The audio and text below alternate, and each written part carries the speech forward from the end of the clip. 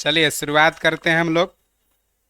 शुरुआत करने से पहले बार बार आप लोग कमेंट करते रहते हैं, यूट्यूब वाले भी, एक आध गो वीडियो जाता है तो भाई यूट्यूब पर सब क्लास पॉसिबल नहीं है लेना, ना तो फिर अपना घोड़ा घास से दोस्ती नहीं न करेगा। सब यूट्यूब पर अवेलेबल नहीं हो सकता, कोई कोई जहीं से देते हैं।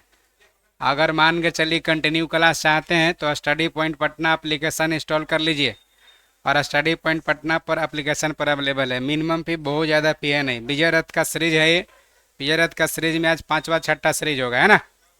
चलिए शुरुआत करते हैं, और चैनल पर नए होंगे तो सब्सक्राइब भी कर लेंगे। पहला पॉइंट है संसद की सदस्यों की संयुक्त बैठक में। पहले संयुक्त अधिवेशन थोड़ा सा उठा लेते ऊपर से, जो अभी तुरंत देखे होंगे, शायद आप लोग के कुछ कंफ्यूजन होगा।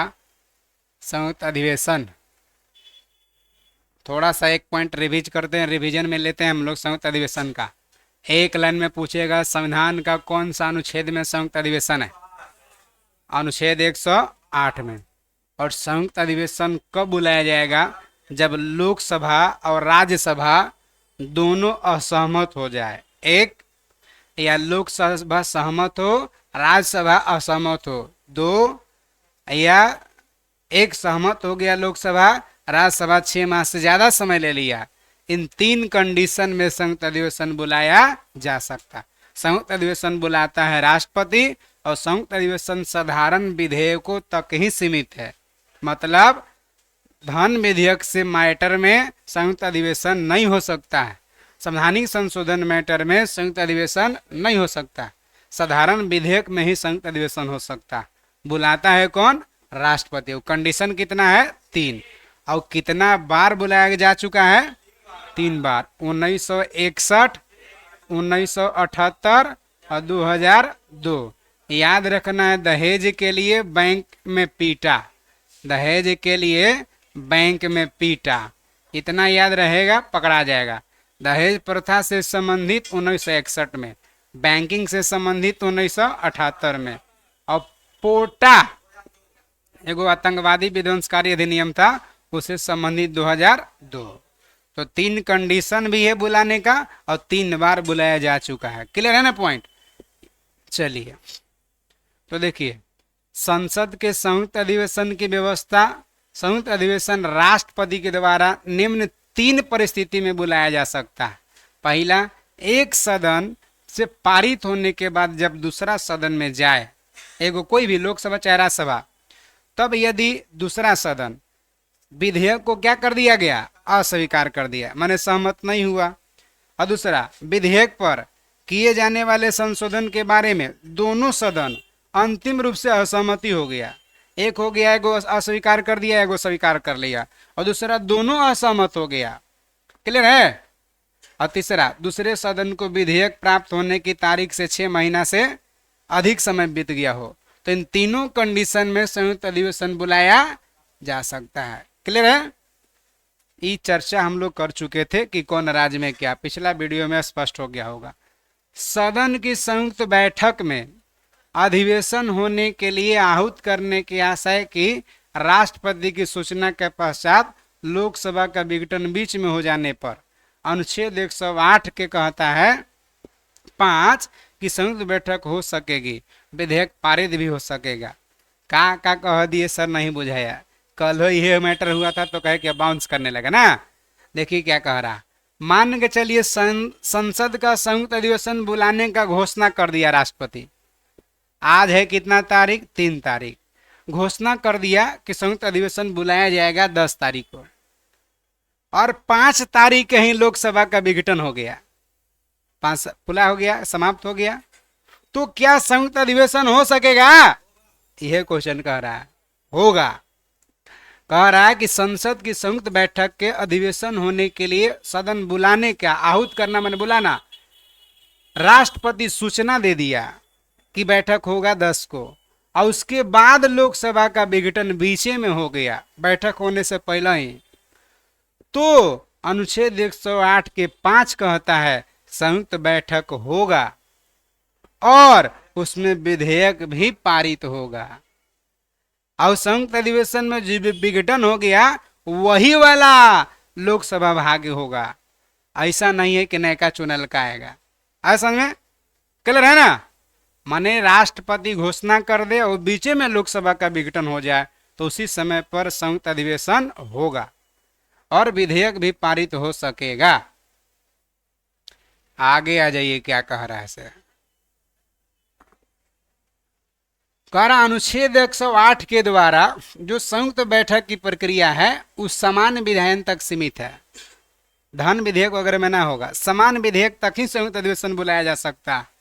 धन विधेयक से संबंधित विधेयक होगा तो संयुक्त अधिवेशन नहीं होगा, चाहे राज्यसभा सहमत हो चाहे असहमत हो। जब संविधान संशोधन विधेयक संयुक्त बैठक नहीं हो सकता, इसमें दोनों को अलग अलग पारित करना होगा। संविधान संशोधन में एक साथ संयुक्त अधिवेशन नहीं हो सकता। संविधान संशोधन विधेयक को दोनों सदन में अलग अलग पारित होना हो चाहिए, दोनों सदन में अलग अलग पारित करना होगा। संविधान संशोधन कौन अनुच्छेद में है? 68 के 2 के द्वारा शासित है। क्लियर हो गया पॉइंट? माने धन विधेयक में और संविधान संशोधन में संयुक्त अधिवेशन हो सकता है। संविधान संशोधन दोनों सदन माने लोकसभा राज्यसभा दोनों में अलग अलग पारित होना चाहिए और धन विधेयक से संबंधित राज्यसभा को अधिकार नहीं है, 14 दिन का है, तो धन विधेयक में और संविधान संशोधन में संयुक्त अधिवेशन नहीं हो सकता, समान विधेयक तक ही सीमित है। क्लियर हो गया? आगे देख लीजिए क्या कह रहा है से। राष्ट्रपति राज्यसभा के सभापति माने राष्ट्रपति राज्यसभा के सभापति माने समझ रहे हैं ना, उपराष्ट्रपति और लोकसभा के अध्यक्ष से परामर्श करके दोनों सदन की संयुक्त बैठक से संबंधित और उसमें परस्पर संचार से संबंधित प्रक्रिया नियम बना सकेगा। अनुच्छेद जरूरी नहीं है। अगर संयुक्त अधिवेशन से संबंधित कोई नियम कानून परिवर्तन करना है, बनाना है, तो कौन बनाएगा? राष्ट्रपति। किससे परामर्श लेके? तो लोकसभा का अध्यक्ष से और राज्यसभा के सभापति से। राज्यसभा के सभापति कौन है? उपराष्ट्रपति। यानी उपराष्ट्रपति और लोकसभा के अध्यक्ष से परामर्श लेके राष्ट्रपति संयुक्त अधिवेशन के संबंधित विषय में परिवर्तन कर सकता है या नियम बना सकता है। Clear point? चलिए, संयुक्त अधिवेशन की अध्यक्षता लोकसभा के अध्यक्ष करता है। दोनों जब एक ही बार लोकसभा राज्यसभा आएगा तो संयुक्त अधिवेशन की अध्यक्षता कौन करेगा? लोकसभा अध्यक्ष द्वारा की जाती है। कौन अनुच्छेद में लोकसभा अध्यक्ष द्वारा? 118 के 4। संयुक्त बैठक के अध्यक्ष की अनुपस्थिति में अगर अध्यक्ष नहीं है तो उस परिस्थिति में लोकसभा का उपाध्यक्ष अध्यक्षता करता है। यदि वह भी नहीं है, माने लोकसभा का उपाध्यक्ष भी नहीं है, तो राज्यसभा का उपसभापति बैठक का अध्यक्षता करता है। राज्यसभा का उपसभापति बैठक का अध्यक्षता करता है।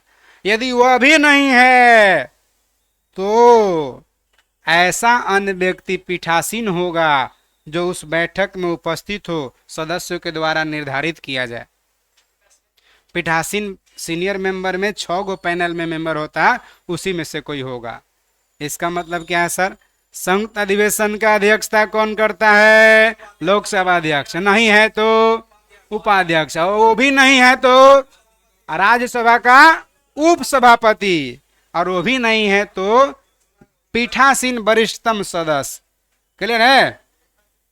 पीठासीन बता तो रहे, पैनल में 6 गो मेंबर सीनियर मोस्ट होते हैं, उसी को कहते हैं पीठासीन होगा, जो उस बैठक में उपस्थित सदस्य द्वारा अवधारित करे, जो सब सदस्य मिलकर तय करेगा 6 गो में से कि कौन रहे। 6 गो पीठासीन में होता है, उसमें से कौन रहेगा। संयुक्त बैठक में कोई भी विधेयक एक निश्चित समय भी निर्दिष्ट दिया जाता है तो विधेयक को दोनों सदन में उपस्थित तथा मत देने वाले सदस्यों के साधारण बहुमत से पारित किया जाता है। इसका मतलब क्या है सर? अगर संयुक्त अधिवेशन में कोई भी विधेयक आ गया और संयुक्त अधिवेशन हो गया तो उसमें साधारण बहुमत से विधेयक को पारित किया जाता है। उसमें 2/3 विशेष वगैरह की कोई आवश्यकता। संयुक्त अधिवेशन जब दोनों एक बार है तो साधारण बहुमत से, माने जो वोटिंग ज्यादा हो गया वही हो जाएगा। जैसे हमारे दो को विवाद लेके संयुक्त अधिवेशन हुआ तो साधारण बहुमत वोटिंग ज्यादा हो गया कि हमारे दो सही है, तो लागू हो जाएगा। समझ में? आगे देखिए, संयुक्त बैठक की समस्त कार्रवाई लोकसभा के प्रक्रिया के अनुसार चलता है। ऑप्शन में राज्यसभा भी देगा, यानी संयुक्त बैठक के जो प्रक्रिया है समस्त कार्रवाई किसके अनुसार? लोकसभा की प्रक्रिया के अनुसार चलेगा। समझ में आ गया बात? आगे आ जाइए।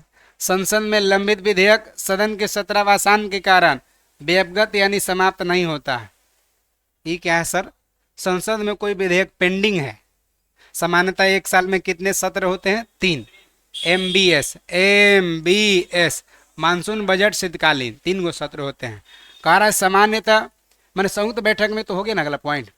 संसद के लंबित विधेयक, अगर मान के चलिए मानसून सत्र में कोई विधेयक पेंडिंग में है, सदन का सत्र अवसान हो गया, मानसून सत्र समाप्त हो गया, तो उस परिस्थिति में जो विधेयक है वो समाप्त हो जाएगा? नहीं होगा। वही कह रहा है कि संसद में लंबित विधेयक यदि सत्र अवसान हो जाए तो विधेयक समाप्त नहीं होता, फिर अगला बार चर्चा होगा। ऐसी कोई कानून बनने में 1 साल 2 साल 3 साल 4 साल लग जाता है। माने संसद में कोई भी विधेयक पेंडिंग में है और सत्र अवसान हो गया, सत्र समाप्त हुआ, तो क्या विधेयक समाप्त हो जाएगा? नहीं समाप्त होगा। क्लियर है पॉइंट? चलिए आगे आ जाइए।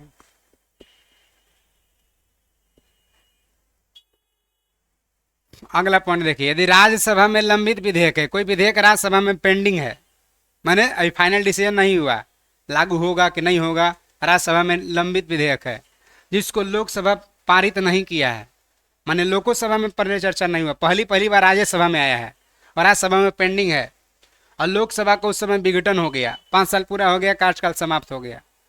राज्यसभा में विधेयक लाया है कि हम दो हमारे दो, और राज्यसभा में पेंडिंग में है, लोकसभा में अभी गेबो नहीं किया है और लोकसभा का विघटन हो गया, 5 साल पूरा हो गया कार्यकाल, तो ये विधेयक को समाप्त हो जाएगा, हम दो हमारे दो नहीं होगा, वही व्यापगत नहीं होता, यानी समाप्त नहीं होता है समझ में। अब देखिए, लेकिन कोई विधेयक लोकसभा में लंबित है, पेंडिंग में है, पहले तो राज्यसभा में पेंडिंग था, लोकसभा में नहीं गया था, लोकसभा का विघटन हो गया, तो राज्यसभा में पेंडिंग है, पेंडिंग में रह जाएगा, समाप्त नहीं होगा, आगे चर्चा होगा। लेकिन अगर कोई विधेयक जो लोकसभा में लंबित है, माने लोकसभा में पेंडिंग में है, लोकसभा पारित नहीं किया है और लोकसभा द्वारा पारित कर दिया गया हो, पेंडिंग है लेकिन पारित कर दिया हो, देखिए क्या कह रहा है, कोई विधेयक जो लोकसभा में लंबित है, माने लोकसभा में लाया गया है या लोकसभा द्वारा पारित कर दिया गया है, लोकसभा पारित कर दिया कि हम दो हमारे दो, तो अब कहाँ जाएगा वो? राज्यसभा के पास। विधेयक को शुरुआत हुआ लोकसभा से, लंबित है या पारित कर दिया है, तो उसके बाद विधेयक कहाँ जाएगा? तो लोकसभा में अगर पेंडिंग है, पारित है विधेयक, अगर लोकसभा में पारित है या पेंडिंग है और राज्यसभा में लंबित है, लोकसभा पारित कर दिया और राज्यसभा में चल गया, पेंडिंग में है, 108 के उपबंध के अधीन कहते हुए लोकसभा का विघटन हो जाएगा, तो विधेयक भी समाप्त हो जाएगा। ये क्या है सर, नहीं समझ में आया? ये नहीं ना समझ में आया है, समझा दे रहे। अगर कोई विधेयक लोकसभा में लाया गया, लोकसभा पारित कर दिया, या लोकसभा में पेंडिंग में है, निलंबित है, और वो विधेयक चला गया राज्यसभा के पास और राज्यसभा पारित नहीं किया, पेंडिंग में है अभी, और उसी समय लोकसभा का विघटन हो गया, तो विधेयक रहेगा कि नहीं रहेगा? नहीं रहेगा, क्योंकि जब अगला लोकसभा आएगा पहिलका वाला के मानेगा? नहीं मानेगा, और पहिलका लोकसभा पारित कर दिया है तो उसका नहीं मानेगा। मतलब कि कोई विधेयक अगर लोकसभा में पारित हो जाए और उसके बाद राज्यसभा में जाएगा और राज्यसभा में लंबित है और लोकसभा का उसी समय विघटन हो जाए, तो विधेयक भी समाप्त हो जाएगा। लेकिन अगर विधेयक राज्यसभा में लंबित है, लोकसभा में पारित नहीं हुआ है, तो विधेयक समाप्त नहीं होगा। क्लियर है? चलिए, लोकसभा में एक दिन में तारांकिक प्रश्नों की अधिकतम संख्या 20 होता है। लोकसभा में एक दिन में तारांकिक प्रश्नों की अधिकतम संख्या कितना होता है? ये क्या होता है सर? तो तारांकिक प्रश्न मौखिक पूछा जाता है और मौखिक उत्तर दिया जाता है। अब सत्ता पक्ष पर विपक्ष वाले आरोप लगाएंगे और सत्ता पक्ष वाला उसका उत्तर देगा, उसको तारांकिक प्रश्न कहेंगे। तो तारांकिक प्रश्न एक दिन में अधिकतम कितना? 20। ऐसा नहीं कि दिन भर पूछ रहे हैं डिजिटल इंडिया की वाला है, जीएसटी की वाला है, एक ही बार नहीं कि सब पूछ रहे हैं। एक दिन में अधिकतम कितना? 20 पूछा जाता है। क्लियर हो गया पॉइंट? मौखिक पूछा जाएगा, मौखिक उत्तर दिया जाएगा। धन विधेयक के संबंध में लोकसभा का निर्णय क्या होता है? अंतिम होता है। धन विधेयक के संबंध में लोकसभा का निर्णय अंतिम होता है। इसमें संयुक्त अधिवेशन की व्यवस्था नहीं है। धन विधेयक में संयुक्त अधिवेशन हो सकता है? नहीं। राज्यसभा माने चाहे ना माने, खाली 14 दिन का अधिकार है वो सलाह देने का। अविश्वास प्रस्ताव केवल कौन सदन में लाया जाता है? लोकसभा में स्थापित किया जा सकता है। अविश्वास प्रस्ताव इसीलिए लाया जाता है, ये सिद्ध करना होता है कि आपके पास बहुमत नहीं है, अविश्वास प्रस्ताव लाया जाता है विपक्ष वाला, और सत्ता पक्ष वाला विश्वास लाता है कि हमारे पास बहुमत है। अविश्वास प्रस्ताव प्रस्तुत करने के लिए कम से कम कितना 50 गो लोकसभा के समर्थन होगा, तबे जाकर के अविश्वास प्रस्ताव लाएंगे। ऐसा नहीं कि एक आदमी कह दिया कि अविश्वास प्रस्ताव लाइए तो अविश्वास प्रस्ताव आ जाएगा। कम से कम 50 गो लोकसभा सदस्य सहमत होगा कि अविश्वास प्रस्ताव लाया जाए, तभी लाया जाता है। पॉइंट क्लियर है? जबकि अगर अविश्वास प्रस्ताव को पारित कराने के लिए लोकसभा सदस्यों के बहुमत की जरूरत होता है। अविश्वास प्रस्ताव लाने के लिए कम से कम कितना सदस्य? 50। लेकिन अविश्वास प्रस्ताव कब पारित होगा? जब लोकसभा में बहुमत सिद्ध कर पाइएगा, यानी 278 को लोग कह देगा, सॉरी 272 को अगर कह देगा कि हाँ बहुमत सिद्ध हो गया, माने अविश्वास प्रस्ताव सफल हो जाएगा। ना समझ में आया? फिर से, अगर राहुल गांधी के साथ 50 को सदस्य सहमति है, राहुल गांधी के इंक्लूड करके, तो अविश्वास प्रस्ताव लोकसभा में लाया जाएगा। लेकिन 272 अगर राहुल गांधी के समर्थन में आ गया कि हाँ मोदी जी के साथ नहीं है बहुमत, तो अविश्वास प्रस्ताव सफल हो जाएगा, सरकार गिर जाएगा। तो अविश्वास प्रस्ताव लाने के लिए 50 को चाहिए सदस्य कम से कम, लेकिन अविश्वास प्रस्ताव पारित करने के लिए संसद का बहुमत चाहिए, लोकसभा का बहुमत चाहिए। बहुमत माने कितना? 272। यदि अविश्वास प्रस्ताव पारित हो जाता है तो सरकार को इस्तीफा देना पड़ता है। क्लियर हो गया पॉइंट? अविश्वास प्रस्ताव विश्वास सिर्फ लोकसभा में, नोट भारत के संविधान में किसी भी अविश्वास प्रस्ताव का कोई उल्लेख नहीं है। ऐसा ना कि कोई अनुच्छेद उच्छेद, ऐसा ना। लोकसभा के पदाधिकारी अध्यक्ष और उपाध्यक्ष, नाम सुने लोकसभा अध्यक्ष उपाध्यक्ष के? सुनबे की हो कभी न कभी, ना सुने हैं का? सुने हैं, सुने हैं। कौन अनुच्छेद में लोकसभा अध्यक्ष उपाध्यक्ष? 93 संविधान के अनुच्छेद 93 के अनुसार लोकसभा स्वयं सदस्य में से एक अध्यक्ष एक उपाध्यक्ष चुनेगी। इसका मतलब क्या सर? 18वीं लोकसभा का चुनाव हुआ, सब कोई चुनाव जीत के चले गए, चाहे इंडिया गठबंधन से गए हैं चाहे एनडीए गठबंधन से गए हैं, सब कोई चुनाव जीत के चल गए। पहला बैठक हुआ, उसी में एगो अध्यक्ष एगो उपाध्यक्ष का चुनाव होगा। जब पहली बार सब कोई जीत करके बैठक हुआ है तो कोई भी सभा या समिति को सुचारू रूप से चलाने के लिए सभापति की आवश्यकता होती है। ऐसे स्कूल वगैरह में अंतराक्षरी खेलते थे तो करते थे ना, बैठा बैठी क्या करोगे, करना है कुछ काम, शुरू करो अंतराक्षरी, लो हरि का नाम, म से गाओ, म से करते थे ना। और संगीत कार्यक्रम होता था, कहते थे कोई भी सभा समिति को सुचारू रूप से चलाने के लिए एक सभापति की आवश्यकता होती है, इसलिए हम इनका नाम सभापति के रूप में नॉमिनेट करते हैं। ये खड़ा होकर कहता मैं इनका समर्थन करता हूँ, सब ताली बजाते। होता था नहीं से? कभी कुछ ना किए हैं काजी?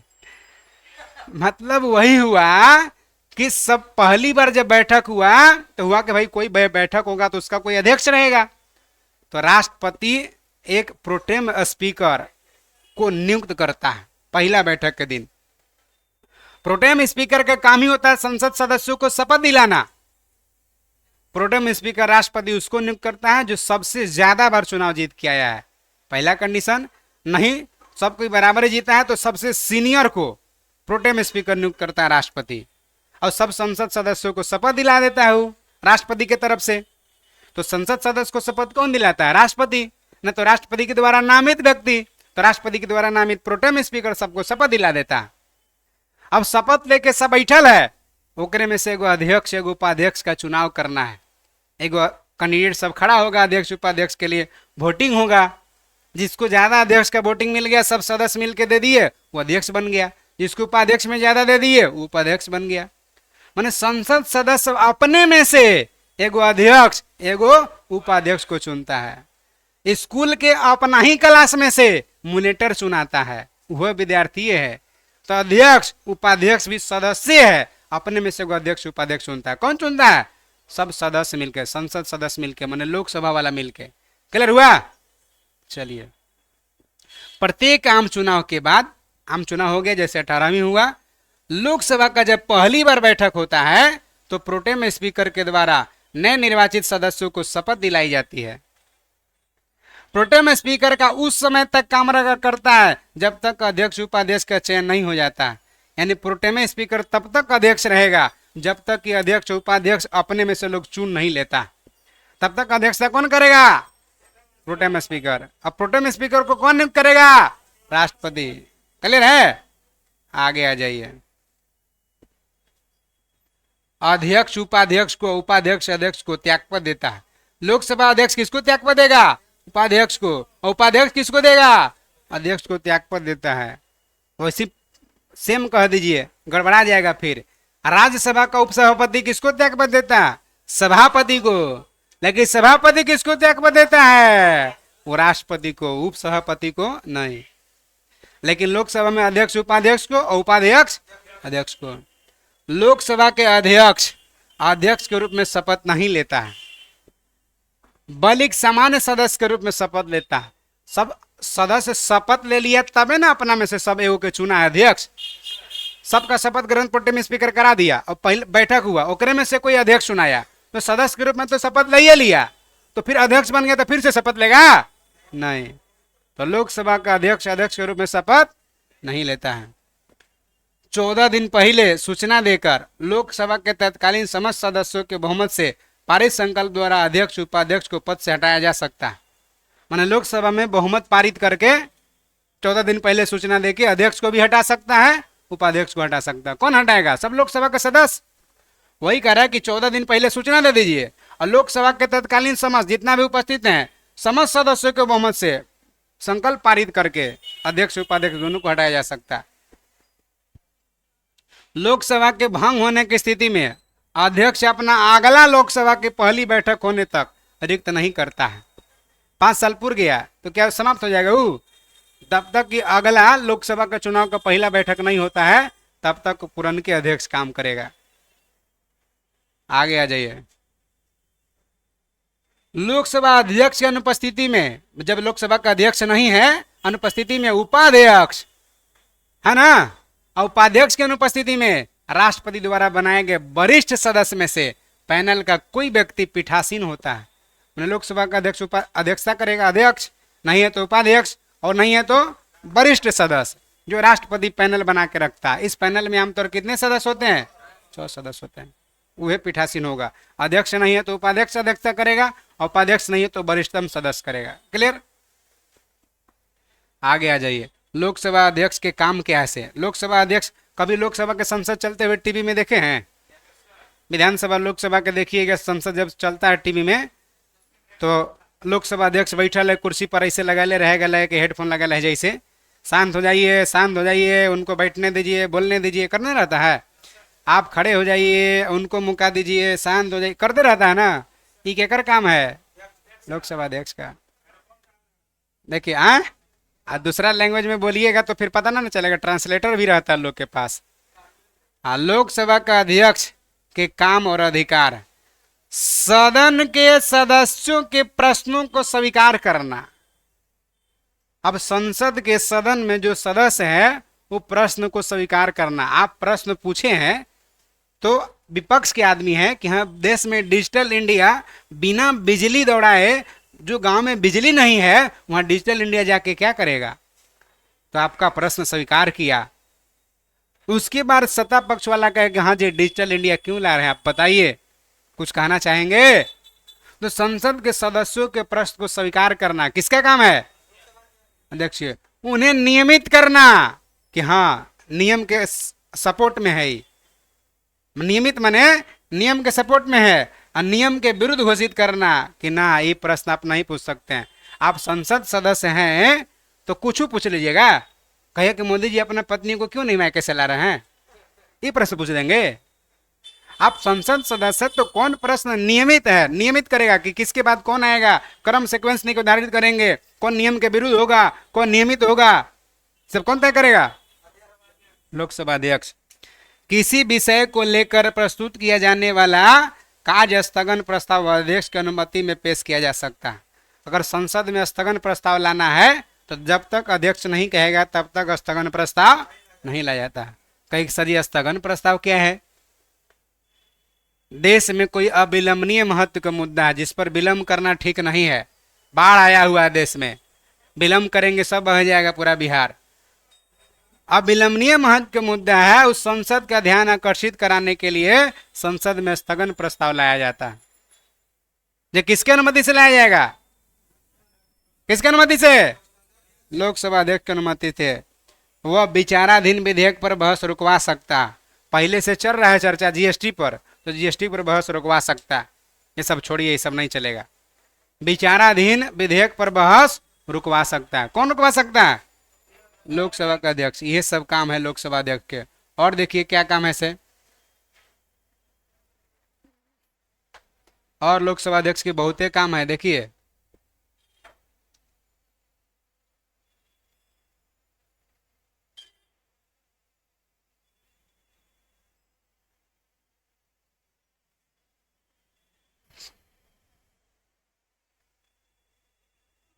लोकसभा अध्यक्ष के बाकी काम में देखिए 4 नंबर पॉइंट में क्या कह रहा है से, दिखाई दे रहा है ना सबको? दिखाई दे रहा होगा, थोड़ा थोड़ा कम दिखाई दे रहा है, बढ़िया फोटो नहीं आने के कारण। तो आप मान लीजिए आपका किताब में है ही है। तो देखिए क्या है से, संसद सदस्यों के भाषण देने का अनुमति देगा कि हाँ आप बोलिए, और भाषण का क्रम निर्धारित करेगा कि किसके बाद। आप शांत हो जाइए, अब आप बोलिए। कौन करेगा? लोकसभा अध्यक्ष। तो भाषण देने का अनुमति देना, भाषण का क्रम निर्धारित करना, और कितना देर तक आप बोलेंगे बताना। आप समय से एक्स्ट्रा जा रहे हैं तो बैठा देगा, फिर आप बोलिए। सब किसका काम है? अध्यक्ष को। अब विभिन्न विधेयक व प्रस्ताव पर मतदान करवाना और परिणाम घोषित करना तथा मत अगर समान स्थिति में बराबरी हो जाए तो निर्णायक मत देने का अधिकार किसको है? लोकसभा अध्यक्ष। माने लोकसभा अध्यक्ष मत का प्रयोग नहीं करता, लेकिन निर्णायक मत का प्रयोग करता है। जैसे समान विधेयकों में या कोई विधेयक में मतदान कौन करवाएगा? लोकसभा अध्यक्ष। कहेगा कि जीएसटी देश से हटा दिया जाए, तो कहेगा हाँ कौन कौन सहमत है इसे जी, वोटिंग होगा, मतदान करवाएगा। कौन करवाएगा? लोकसभा अध्यक्ष। तो वही कह रहा है विधेयक प्रस्ताव पर मतदान करवाएगा और परिणाम फाइनल घोषित करेगा। ज्यादा लोग कह दिए कि जीएसटी समाप्त कर दिया जाए, तो परिणाम निकल कर आया लोकसभा से कि लोकसभा का सहमति है कि जीएसटी हटा दिया जाए। क्लियर? अगर मत बराबर हो जाए, आधा लोग कह रहा कि हटा दिया जाए, आधा लोग कह रहा रहने दिया जाए, टाई कर रहा है एकदम, तो निर्णय कर जो मत का प्रयोग करेगा कि हटा दिया जाए या नहीं हटा दिया जाए। जिधर जाएगा उधर ना ज्यादा हो जाएगा। 50-50 था, जिधर लोकसभा अध्यक्ष जाएगा वही निर्णय हो जाएगा। तो बराबरी की स्थिति में निर्णायक मत का प्रयोग करता है कौन? लोकसभा अध्यक्ष। कौन क्लियर हो गया? चलिए आगे देख लीजिए। लोकसभा के पहले अध्यक्ष कौन थे? गणेश वासुदेव मौलंकर, माने जीवी मौलंकर। एक जरूरी है, बाकी सबके जरूरी नहीं है। आगे देखिए, संसद व राष्ट्रपति के मध्य होने वाला पत्र व्यवहार, माने संसद, कोई अगर संसद मैसेज देना चाहती है राष्ट्रपति के पास, तो सब संसद जाके पहुंचाएगा मैसेज, लेटर, लोकसभा अध्यक्ष। और राष्ट्रपति का संदेश यदि संसद तक पहुंचाना है तो कौन लेके आएगा? लोकसभा अध्यक्ष। वही कह रहा, संसद व राष्ट्रपति के मध्य होने वाला पत्र व्यवहार, राष्ट्रपति वाला संसद तक, संसद वाला राष्ट्रपति तक पत्र व्यवहार करना किसका काम है? लोकसभा अध्यक्ष का। अब कोई विधेयक धन विधेयक है या नहीं, इसका भी निर्णय लोकसभा अध्यक्ष करता है। कोई भी विधेयक धन विधेयक है या नहीं, इसका निर्णय कौन करेगा? धन विधेयक क्या है सर? तो संसद में वैसा विधेयक जिसमें आय की बात हो, राजस्व सिर्फ आय की बात हो, उस विधेयक को धन विधेयक कहते हैं। और आय और व्यय दोनों की बात हो, उसको वित्त विधेयक कहते हैं। राजस्व कहाँ से, कितना नाली गाली से खर्चा कर रहे हैं, कितना इनकम है रोड से, तो आय व्यय दोनों है तो वित्त विधेयक है। लेकिन कहाँ कितना टैक्स से आ रहा है, कितना रोड से आ रहा है, कितना नदी से आ रहा है, कितना हवाई जहाज से आ रहा है, आय की खाली बात हो रहा है, तो क्या हो? धन विधेयक। तो कौन विधेयक धन विधेयक है, इसका प्रमाण कौन करेगा? कोई विधेयक धन विधेयक है ना, इसका निर्णय लोकसभा अध्यक्ष करेगा। आगे देखिए, अध्यक्ष द्वारा धन विधेयक के रूप में प्रमाणित विधेयक के प्रकृति के प्रश्न पर न्यायालय में या किसी सदन में या राष्ट्रपति द्वारा विचार नहीं किया जा सकता।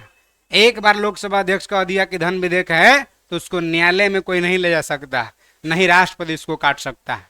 यानी लोकसभा के अध्यक्ष को कोई विधेयक धन विधेयक है या नहीं, अंतिम अधिकार है प्रमाणित करने का। क्लियर हुआ? चलिए, उधरो जरूरी नहीं है।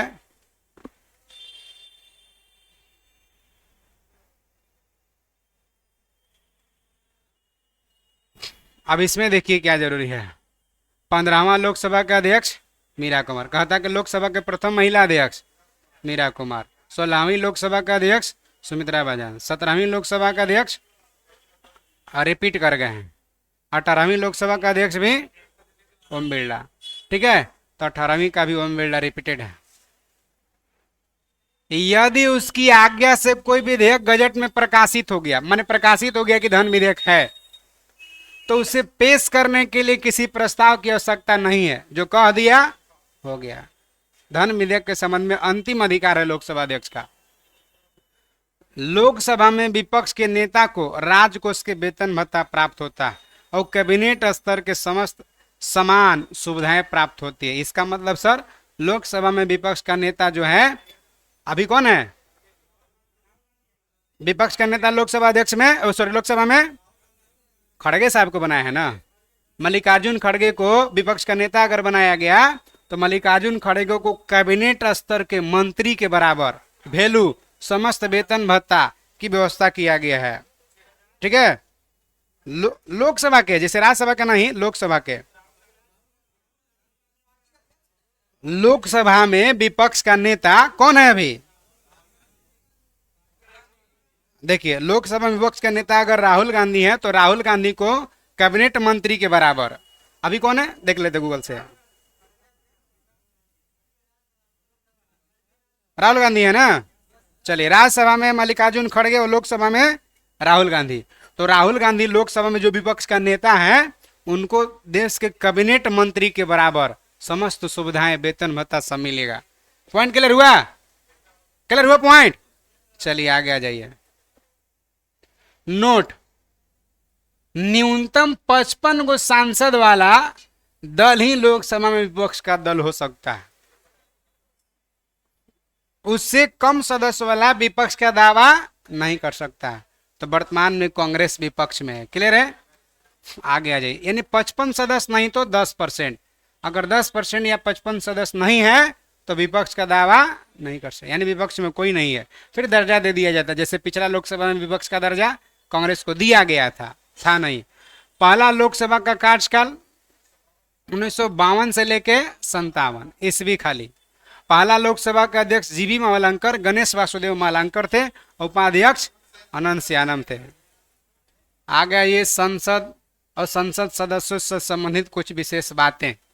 पहला पॉइंट क्या कहता है, तो सभापति, सभापति मैंने समझ रहे हैं ना, राज्यसभा के या अध्यक्ष लोकसभा के, या उस रूप में काम करने वाले कोई भी व्यक्ति, अगर अध्यक्ष नहीं है तो उपाध्यक्ष अध्यक्ष की हैसियत से काम करेगा। पहला मत नहीं देगा, न तो सभापति मत का प्रयोग कर सकता है, न ही अध्यक्ष मत का प्रयोग कर सकता है। किंतु अगर मत बराबर हो गया तो निर्णायक मत का प्रयोग करेगा। कौन अनुच्छेद में निर्णायक मत है? 101 में। निर्णायक मत का प्रयोग न तो अध्यक्ष माने मत का प्रयोग न तो अध्यक्ष करता है, न सभापति करता है, या न इस रूप में काम करने वाले कोई व्यक्ति करता है। मत जब बराबरी हो जाएगा तब मत का प्रयोग करता है, जिससे कि निर्णय हो जाता है, इसीलिए उसको निर्णायक मत कहते हैं। क्लियर है पॉइंट? संसद के किसी सदन की सदस्यता में कोई रिक्ति होने पर उस सदन की कार्य करने की शक्ति वही होगा यदि बाद में यह पता चलता है कि कोई व्यक्ति जो संसद में ऐसा हकदार नहीं था, कार्रवाई में उपस्थित रहा है या उसने मत दिया है, अन्यथा भाग लिया है, तो भी संसद की कार्रवाई विधि मान्य होगी। इसका मतलब क्या है सर? अगर कोई संसद का सदस्य दुगो उपस्थित नहीं है और कोई संसद में कार्रवाई हो गया, तो ऐसा नहीं कि हम नहीं थे तो क्यों कर लिए, नहीं। अगर संसद सदस्य कोई उपस्थित नहीं है, कोई कार्रवाई हो गया, तो भी विधि मान्य लीगल होगा। या ऐसे सदस्य उसमें कार्रवाई में भाग ले लिया जो उसके लिए अधिकृत नहीं था और फिर भी मत का प्रयोग कर दिया, वो अगर कानून लागू हो गया तो भी वो लीगल होगा। समझ में ना? समझ में आया? अगर कोई दुगो सदस्य नहीं है और कार्रवाई हो गया, संसद में कोई कानून बन गया, तो लीगल है कि इलीगल? लीगल है। कोई ऐसे सदस्य के रूप में काम कर लिया जो उससे सदस्यता नहीं था या इलीगल है और फिर भी कार्रवाई हो गया, तो कार्रवाई लीगल है कि इलीगल? लीगल है, वैधानिक माना जाएगा। क्लियर है पॉइंट? चलिए आगे आइए। संसद में स्थगन प्रस्ताव, संसद में स्थगन प्रस्ताव संसद का कोई भी सदस्य रख सकता है, लेकिन संसद में स्थगन प्रस्ताव कोई भी ला सकता है, लेकिन इसके लिए अध्यक्ष की अनुमति आवश्यक है। बिना अध्यक्ष की अनुमति से स्थगन प्रस्ताव लाया जा सकता है? नहीं, बिना अध्यक्ष की अनुमति से स्थगन प्रस्ताव नहीं रखा जा सकता है। अगर स्थगन प्रस्ताव क्यों लाते हैं तो मुख्य उद्देश्य होता है कि सार्वजनिक महत्व के निश्चित अत्यावश्यक एकदम नेसेसरी मुद्दा है उस पर बहस करना, मानो उसको संसद में उठाना, एकदम अत्यावश्यक मुद्दा पर चर्चा करने के लिए स्थगन प्रस्ताव लाया जाता है किसी भी सदस्य के द्वारा, चाहे विपक्ष का हो चाहे सत्ता पक्ष के हो, अध्यक्ष की अनुमति से। सामान्यतः स्थगन प्रस्ताव शाम के 4 बजे लाया जाता है। क्लियर हुआ पॉइंट? किसी संसद सदस्य की योग्यता अथवा अयोग्यता से संबंधित प्रश्न का अंतिम निश्चय चुनाव आयोग के सलाह से कौन करता है? डायरेक्ट कहता संसद सदस्यों के चुनाव विवाद का निपटारा कौन करता है? राष्ट्रपति। किसके सलाह से? चुनाव आयोग के सलाह से। आगे आ जाइए। एक समय एक व्यक्ति केवल एक ही सदन का सदस्य रह सकता है। मान के चलिए लोकसभा के, तो लोकसभा का सदस्य रह सकता है। ऐसा नहीं कि लोकसभा में रहेगा और राज्यसभा, एक ही सदन का रह सकता है। यदि कोई व्यक्ति सदस्य है, यदि कोई सदस्य सदन की अनुमति के बिना 60 दिन या इससे ज्यादा बिना कोई छुट्टी लिए 60 दिन या इससे अधिक समय तक अगर सदन में उपस्थित नहीं हुआ, कोई भी अधिवेशन में भाग नहीं लिया, अनुपस्थित रहा, उसकी सदस्यता क्या हो जाएगा? समाप्त हो जाएगा। समझाया? मतलब ये हो गया कि कोई संसद का सदस्य यदि 60 दिन लगातार कोई सदन में न भाग लिया, न उपस्थित हुआ, न मत प्रयोग किया और बिना कोई छुट्टी के, तो उसका सदस्यता क्या हो जाएगा? समाप्त हो जाएगा। नया संसद भवन आ जाइए। नया संसद भवन कहाँ है? दिल्ली है। 2020 को नए संसद भवन का आधारशिला प्रधानमंत्री मोदी जी रखे हैं। उद्घाटन प्रधानमंत्री नरेंद्र मोदी किए हैं। और कब किए हैं? तो 2023 में। डेट जरूरी ना है। सेंट्रल विस्टा प्रोजेक्ट के तहत बना है। सेंट्रल विस्टा प्रोजेक्ट के तहत नया संसद भवन बना है। क्लियर है? इसका जो नया संसद भवन का डिजाइन है बिमल पटेल द्वारा किया गया है। निर्माण टाटा प्रोजेक्ट है ना लिमिटेड द्वारा किया गया है। अब देखिए अगला ही क्वेश्चन पूछ चुका है। नोट के नीचे वाला कैपेसिटी वाला क्वेश्चन पूछा बिहार टीचर TRE 3 में पूछ लिया था। बताएंगे देखिए कैसे। नए संसद भवन के उद्घाटन के अवसर पर कितना रुपया का सिक्का जारी किया है? 75 रुपये का सिक्का लॉन्च किया गया है यादगार के लिए। नए संसद भवन की विशेषता क्या है? तो इसका आकार कैसा है? त्रिकोणीय है। और पुराना संसद भवन का आकार कैसा था? वृत्ताकार था वो, लेकिन यह त्रिकोणीय है, त्रिभुजाकार। आगे देख लीजिए। नए संसद भवन के 3 मुख्य द्वार है। थल सेना, थल, जल और नभ तीनों को समर्पित है ना। थल को कर्म द्वार कहा गया और जल को ज्ञान द्वार और नभ को नौसेना को शक्ति द्वार, तीनों को समर्पित है। इसके निर्माण में नहीं जरूरी है। ये निर्माण में ग्रेनाइट और बलुआ पत्थर का प्रयोग हुआ है। पिछला में भी हुआ था ग्रेनाइट बलुआ पत्थर का प्रयोग। आगे देख लीजिए। नए संसद भवन की छत पर राष्ट्रीय प्रतीक है। नया जो संसद भवन है एक छत पर राष्ट्रीय प्रतीक का निर्माण किया गया है। यह कांसे के बना है। किसे बना हुआ है? कांस का बना है। नए संसद भवन में लोकसभा कक्ष में यह क्वेश्चन पूछा था बिहार BPSC टीचर के एग्जाम में TRE 3 में। लोकसभा में नयका में कितना बैठ सकता है? और राज्यसभा में बैठने का कैपेसिटी है, व्यवस्था है। और संयुक्त कर देगा तो दोनों जोड़ दीजिए, है ना। नए संसद भवन कहेगा संसद में कुल बैठने का कैपेसिटी कितना है? और लोकसभा राज्यसभा यानी संसद लोकसभा भी है और राज्यसभा भी है। नए संसद भवन में नंदी के साथ, नंदी माने बसहा, पवित्र संगोली का भी स्थापना किया गया। बैल का कह सकते हैं आप। आगे देख ले। संगोली को हिंदी में राजदंड कहा जाता है। इसका पहली बार इस्तेमाल चोल साम्राज्य से होता आ रहा है। संगोली का पहली बार इस्तेमाल किस काल में? चोल काल में। आगे आ जाइए।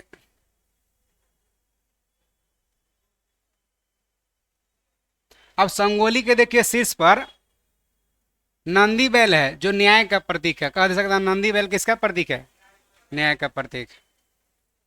लोकसभा का आंतरिक हिस्सा में राष्ट्रीय पक्षी मोर का बना हुआ है। वही राज्यसभा के आंतरिक हिस्सा में राष्ट्रीय फूल कमल बना हुआ है। संसद परिसर में राष्ट्रीय वृक्ष बरगद भी है। क्लियर है? माने लोकसभा राष्ट्रीय पक्षी मोर पर आधारित है और राज्यसभा राष्ट्रीय फूल कमल पर आधारित है और संसद के परिसर में राष्ट्रीय वृक्ष बरगद भी है। अब देखिए, कर संसद सदस्य को, जो लोकसभा है चाहे राज्यसभा है, आज बैठक हुआ तो बैठक के पहले या बैठक के बाद 40 दिन तक अवधि के दौरान गिरफ्तार में छूट प्रदान किया गया है। बैठक के पहले, बैठक के बाद 40 दिन तक गिरफ्तार नहीं किया जाएगा। बैठक हो ही लेने दीजिए तभी गिरफ्तार करेंगे, या बैठक हो गया तो 40 दिन बाद गिरफ्तार करेंगे। क्लियर? लेकिन ध्यान रखिए, गिरफ्तारी केवल सिविल मामला में है, जैसे घोटाला उटाला में धरा रहे हैं उस मामला में खाली है गिरफ्तारी, छूट है। ना तो किसी को गोली मारेंगे तो 40 दिन के बाद गिरफ्तार करेंगे। आपराधिक मामला निवारक निरोध में ही छूट नहीं है। आपराधिक मामला अर्थात निवारक निरोध की विधि के अधीन गिरफ्तार में छूट नहीं है। सिविल मैटर में ही 40 दिन तक छूट है। भूतपूर्व संसद सदस्यों के लिए पेंशन की व्यवस्था कब से लागू है? 76 से पेंशन मिलता है। यदि कोई संसद सदस्य अपने पद से संबंधित शपथ लिए बिना अगर संसद की कार्रवाई में भाग लेता है और मतदान करता है तो उसके द्वारा मतदान करने पर संसद की कार्रवाई पर कोई प्रभाव नहीं पड़ेगा, तथा जितने दिन वो मतदान करता है या कार्रवाई में भाग लेता है प्रत्येक दिन के हिसाब से 500 रुपया दंड स्वरूप देना होगा। माने फाइन लगेगा प्रत्येक दिन के हिसाब से 500 रुपया। माने खोदा पहाड़ निकला चूहिया ना, संसद के दंड में 500 रुपया। न्यायालय द्वारा अपराधी घोषित किए गए व्यक्ति चुनाव लड़ने के लिए अयोग्य करार देने का निर्णय संसद किया गया है। ध्यान रखिएगा, न्यायालय द्वारा जो अपराधी व्यक्ति है उसको अयोग्य करार दिया गया है। किसके द्वारा? संसद के द्वारा। और संसद के पारित जन प्रतिनिधि नियम कब? 1951। डायरेक्ट कहेगा संसद सदस्य जो अपराधी है उसको न्यायालय अयोग्य करार दिया गया है, संसद के द्वारा अयोग्य करार दिया गया है। कौन अधिनियम के तहत? जन प्रतिनिधि अधिनियम 1951। ये क्या कहता है से देखिए, यदि किसी जन प्रतिनिधि को, अगर जन प्रतिनिधि माने क्या? जनता का प्रतिनिधि संसद या विधायक, 2 वर्ष या उससे अधिक की सजा सुनाई जाती है। माने अपराधी होने से नहीं, अगर मान के कोई क्राइम कर दिया तो वो माने जब तक सजा नहीं हुआ है रोक नहीं लगेगा। 2 साल या 2 साल से अधिक का सजा हो गया तब उसको माना जाएगा कि 1951 जन प्रतिनिधि अधिनियम के तहत चुनाव नहीं लड़ेगा। लेकिन 2 या 2 से अधिक साल तक सजा होगा तब, ना तो सब संसद पर 2-4-10 को केस रहता है, तो केस रहने से नहीं होगा। जन प्रतिनिधि 2 वर्ष या उससे ज्यादा की सजा सुनाई जाती है तो उसकी सदस्यता क्या हो जाएगा? समाप्त हो जाएगा। और अगले 6 साल तक चुनाव भी वो नहीं लड़ सकेगा। माने 2 या 2 साल से अधिक सजा हो गया तो उसका सदस्यता 5 साल के लिए बनवे किया था संसद, कोई ऐसा अपराध कर दिया, 2 साल की सजा हो गया, 2 साल से ज्यादा का सजा होगा तो उसका सदस्यता क्या हो जाएगा? समाप्त हो जाएगा। और आगे आने वाले 6 साल तक वो चुनाव भी नहीं लड़ेगा। तब तक घूम घूम के माहौल बनाएगा, अपना पत्नी को चुनाव लड़ाएगा और क्या करेगा? यह ना करेगा, छोड़ तो ना देगा। आगे देख लीजिए नोट,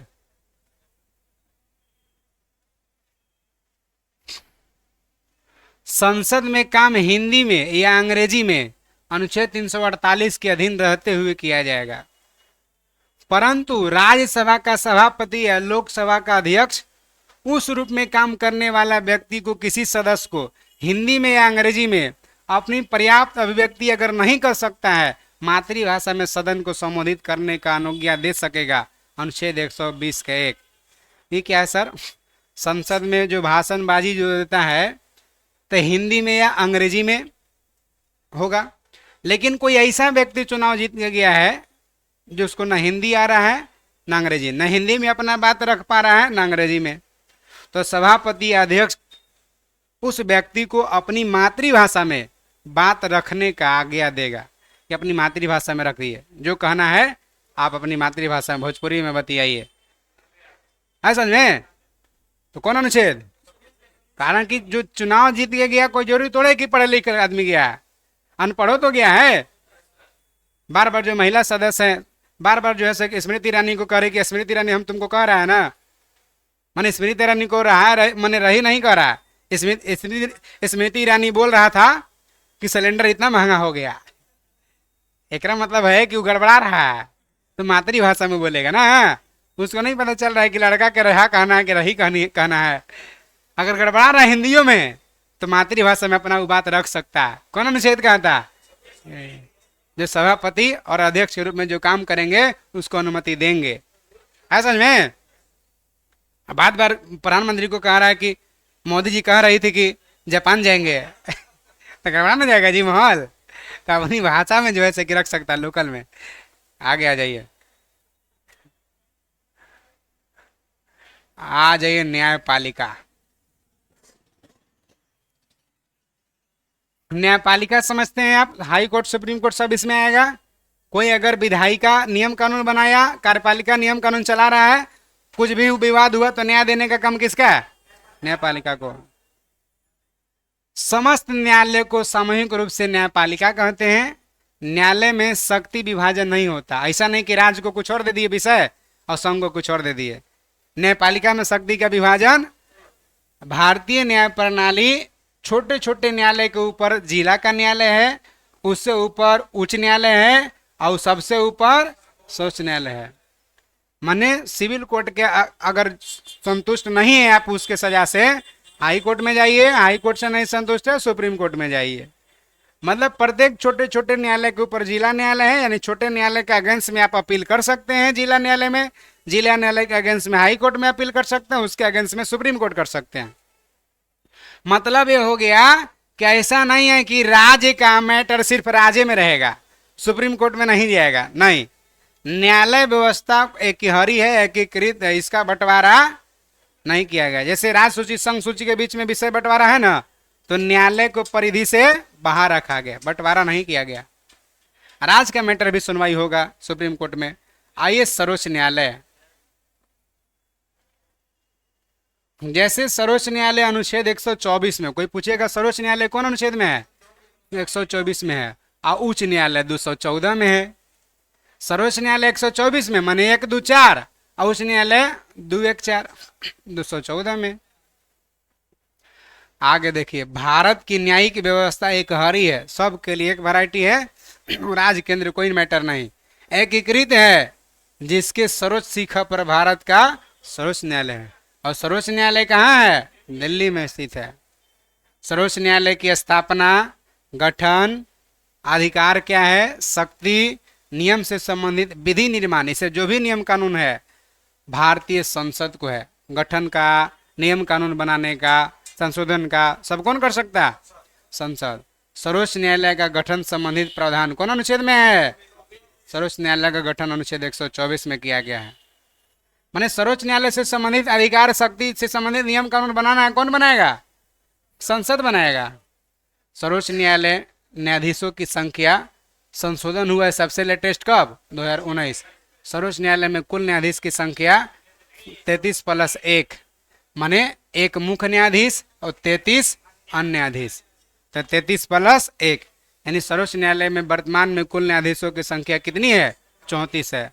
33 गो अन्य न्यायाधीश है, एगो मुख्य न्यायाधीश, चीफ जस्टिस प्लस अन्य मिला के 34। तो सर्वोच्च न्यायालय में कुल न्यायाधीशों की संख्या कितनी है? 34 है, 34। अब देखिए, सर्वोच्च न्यायालय मुख्य न्यायाधीश सहित कुल 8 को न्यायाधीश की व्यवस्था संविधान के मूल में किया गया था। जब मूल संविधान बनल था तो कुल न्यायाधीशों की संख्या कितना किया गया था? 8 गो।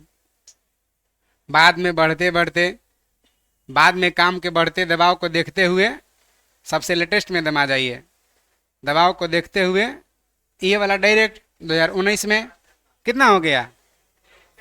अब कब कब कितना हुआ जरूरी नहीं है, बाद में दबाव को देखते हुए वर्तमान में कुल न्यायाधीशों की संख्या 34 कर दिया गया। ये सब कब कितना बढ़ा ये सब जरूरी नहीं है। आगे आइए, सर्वोच्च न्यायालय के न्यायाधीशों का नियुक्ति देखिए। इतना भाई, सर्वोच्च न्यायालय के न्यायाधीश का नियुक्ति राष्ट्रपति करेगा। सर्वोच्च न्यायालय के समस्त न्यायाधीशों की नियुक्ति कौन करता है? राष्ट्रपति करता है। और मुख्य न्यायाधीश का नियुक्ति करते समय वो इसी न्यायालय के, माने सर्वोच्च न्यायालय के मुख्य न्यायाधीश को नियुक्ति करना है तो सर्वोच्च न्यायालय के अन्य न्यायाधीश से परामर्श ले सकता है। कौन? राष्ट्रपति। अब परंतु अन्य न्यायाधीश का नियुक्ति करने के लिए राष्ट्रपति सदैव मुख्य न्यायाधीश से परामर्श लेता है। अन्य न्यायाधीश को नियुक्ति मुख्य न्यायाधीश से परामर्श लेके करेगा, और सर्वोच्च न्यायालय के मुख्य न्यायाधीश को नियुक्ति करने के लिए अन्य न्यायाधीश से परामर्श ले सकता है, नहीं ले सकता है। क्लियर? वह चाहे तो सर्वोच्च न्यायालय और राज्य के उच्च न्यायालय के अन्य न्यायाधीश से भी परामर्श ले सकता है। अन्य न्यायाधीश को नियुक्त करने के लिए सुप्रीम कोर्ट से भी, माने सुप्रीम कोर्ट के मुख्य न्यायाधीश से परामर्श लेकर अन्य को करेगा, चाहे तो राज्य के हाई कोर्ट के हाई कोर्ट के मुख्य न्यायाधीश चाहे अन्य न्यायाधीश, इन लोग सभी परामर्श लेकर नियुक्त कर सकता है। ये कोई जरूरी नहीं कि खाली सुप्रीम कोर्ट से परामर्श लेकर सुप्रीम कोर्ट के न्यायाधीश को नियुक्त करेगा। हाँ, हाई कोर्ट के न्यायाधीश से भी या मुख्य न्यायाधीश से भी परामर्श लेकर राष्ट्रपति सुप्रीम कोर्ट में न्यायाधीश को नियुक्ति कर सकता है। क्लियर? और परामर्श लेकर नियुक्ति करेगा कौन अनुच्छेद? 124 के 2 आ गई है। सर्वोच्च न्यायालय न्यायाधीश बनने के लिए न्यूनतम आयु सीमा निर्धारित नहीं किया गया। अगर सर्वोच्च न्यायालय के न्यायाधीश बनना है तो न्यूनतम आयु सीमा का निर्धारण नहीं, इसका मतलब कि 5 साल के आदमी न्यायाधीश बन जाएगा। टर्म कंडीशन बना 18 प्लस बन जाएगा, ऐसे का है। माने टर्म कंडीशन मान के चलिए, ठीक है, ऐसे माने उम्र की सीमा की नहीं है, उम्र सीमा का नहीं, लेकिन एजुकेशन, क्वालिफिकेशन, योग्यता, अनुभव, एक्सपीरियंस, ये सब तो है ना। उम्र सीमा नहीं है, लेकिन कुकमैन के वैकेंसी निकलेगा तो सर्टिफिकेट चाहिए ना, खाना बनाने वाला। उम्र नहीं है लेकिन खाना बनाने का एक्सपीरियंस तो होना चाहिए। चलिए, एक बार नियुक्ति हो जाने के बाद रिटायरमेंट का, अवकाश ग्रहण करने का आयु कितना है? 65 वर्ष। सर्वोच्च न्यायालय के न्यायाधीश बन गया, एक बार नियुक्त हो गया तो 65 वर्ष अधिकतम उम्र। क्लियर? अगर कहिए कि कोई आदमी 64 साल में रिटायर होगा, नहीं, उम्र 65 साल। 65 साल जब तक नहीं पूरा है, चुना गया अगर सर्वोच्च न्यायालय में तो न्यायाधीश रहेगा। क्लियर है? चलिए, सर्वोच्च न्यायालय के न्यायाधीश की पद और गोपनीयता की शपथ कौन दिलाता है? राष्ट्रपति दिलाता है। आगे ये सर्वोच्च न्यायालय के न्यायाधीश के लिए क्या योग्यता है? ठीक है, उम्र नहीं है, लेकिन योग्यता में देख लीजिए कैसे। वह भारत का नागरिक हो, भाई 5 साल वाला भी नागरिक है, कोई बात नहीं है भाई। वह किसी उच्च न्यायालय अथवा 2 या 2 से अधिक न्यायालय में लगातार कम से कम 10 वर्ष तक न्यायाधीश जज रहा हो, 5 वर्ष तक कम से कम जज रहा हो। माने 2 या 2 से अधिक न्यायालय में, उच्च न्यायालय में लगातार 5 साल तक जज रहा हो, या किसी उच्च न्यायालय में, चाहे कई गो उच्च न्यायालय में लगातार 10 साल तक वकील रहा हो ना, न्यायालय में होना चाहिए। या राष्ट्रपति की दृष्टि में कानून के उच्च कोटि का ज्ञाता हो, तब जाकर के वो सर्वोच्च न्यायालय के न्यायाधीश बन सकता है। तो 5 साल तक या तो जज रहे, ना तो 10 साल तक वकील रहे। या राष्ट्रपति के दृष्टि में कानून को उच्च कोटि का ज्ञाता हो। कहीं सजी राष्ट्रपति के दृष्टि में, तब तो राष्ट्रपति अपन साढ़ू के बना देगा, नहीं, कानून के उच्च कोटि का ज्ञाता होना चाहिए। जैसे कपिल सिब्बल हो गया था, जैसे सुभाष कश्यप हो गया, ये सब ऐसा बड़ा बड़ा आदमी, जो ये सब जो आदमी है संविधान में अगर संशोधन, लक्ष्मीकांत झा वाला जो राइटर हैं, मलानी हो गए, राम जेठमलानी जो बड़ा वरिष्ठ वकील थे, तो मतलब कि हो गया कि इन सबों को ज्यादा पारंगत हासिल है, तो ऐसे व्यक्ति को नियुक्त किया जा सकता है। समझ में? जज रहे चाहे ना रहे। आगे देखिए, न्यायाधीश की वेतन और भत्ता कौन अनुच्छेद में है? 125 में। वेतन भत्ता कौन अनुच्छेद में? 100। सर्वोच्च न्यायालय के न्यायाधीश को, माने सर्वोच्च न्यायालय के जो चीफ जस्टिस है, मुख्य न्यायाधीश, उनको कितना पेमेंट मिलता है? प्रत्येक महीना मिलता है। अन्य जो न्यायाधीश है 2,50,000 प्रत्येक, माने 2.5 लाख प्रत्येक महीना मिलता है। इसके अलावा भी निःशुल्क आवास मिलेगा, फ्री में रहे वाला, अन्य सुविधा जैसे चिकित्सा, डॉक्टरी, मेडिकल भी मिलेगा, कार मिलेगा, मोबाइल रिचार्ज करके मिलेगा, टेलीफोन, सब फ्री में। क्लियर? जहां बात करना वहां करिए। आगे आइए। न्यायाधीश का वेतन और उससे मिलने वाली अन्य सुविधाएं उसके कार्यकाल में कम नहीं किया, बढ़ाया तो जा सकता है, घटाया नहीं जा सकता। सेवानिवृत्ति अगर रिटायर कर गया मुख्य न्यायाधीश और अन्य न्यायाधीश, तो पेंशन उनका अंतिम महीना के पेमेंट का 50% मिलेगा। है समझ में? पेंशनों मिलेगा। आगे पद विमुक्त तो हटेंगे कैसे भाई? मान के चलिए अगर गद्दारी करने लगेंगे तो हटेंगे कैसे? अगर मान के चलिए ईमान बेच दिए अपना, फांसी के सजा सुनाने वाला आदमी को ये बाइज्जत बरी कराने के चक्कर में लग गए, और बाइज्जत बरी कराने वाला के आदमी को फांसी की सजा सुनाने के चक्कर में लग गए, तो भाई गलत ना बात हो जाएगा। देश के वरिष्ठ, देश के सबसे श्रेष्ठ पदों पर विराजमान अगर ऐसे करने लगे तो उसको हटाने का प्रावधान क्या है? देखिए, सर्वोच्च न्यायालय के न्यायाधीश की पद विमुक्त माने हटाने के लिए संसद के दोनों सदन एक प्रस्ताव पारित करता है, लोकसभा भी और राज्यसभा, जिसको क्या कहते हैं? प्रार्थना कहते हैं। प्रार्थना प्रस्ताव पारित करता है, वह किसी न्यायाधीश को सिद्ध कर देता है कि भ्रष्टाचार अथवा असमर्थ हो गए, एकदम पद से हटाना चाहते हैं, तो एक प्रार्थना पद प्रस्ताव पारित करता है। प्रस्ताव दोनों सदन में कुल सदस्य स्पष्ट बहुमत से पारित होना चाहिए।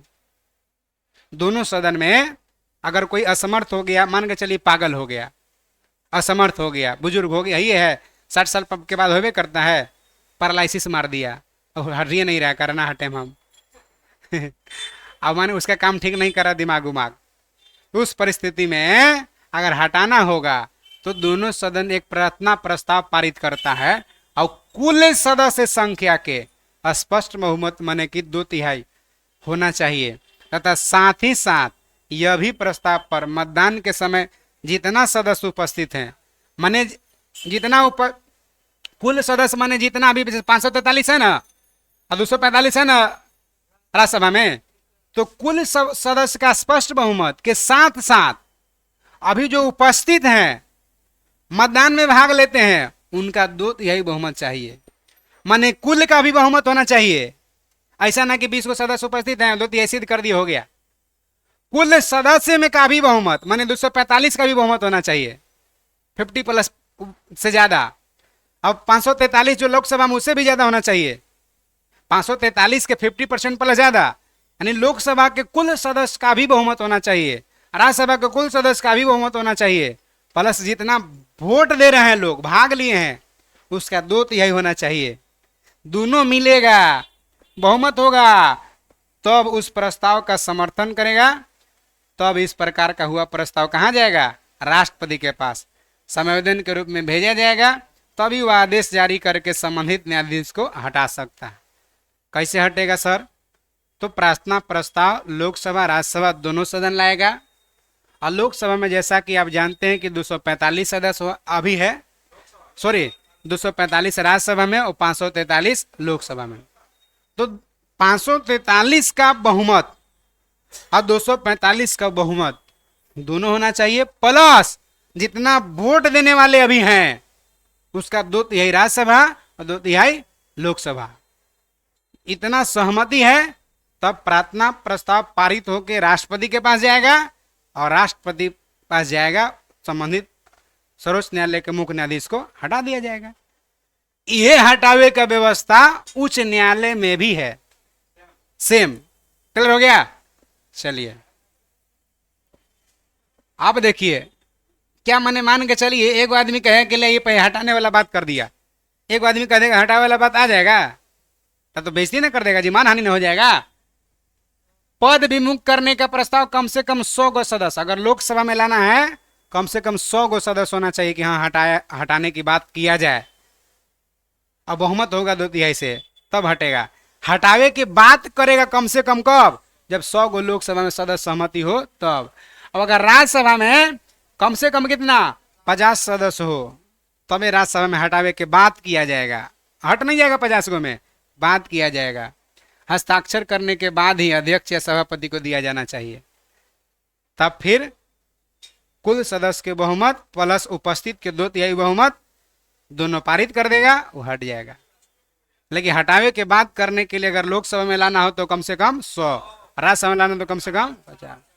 सबसे अधिक समय तक मुख्य न्यायाधीश के पद पर रहने वाले यशवंत विष्णु चंद्रचूड़ हैं, वाई चंद्रचूड़ हैं, और सबसे कम समय तक मुख्य न्यायाधीश के पद पर रहने वाले कमल नारायण सिंह हैं।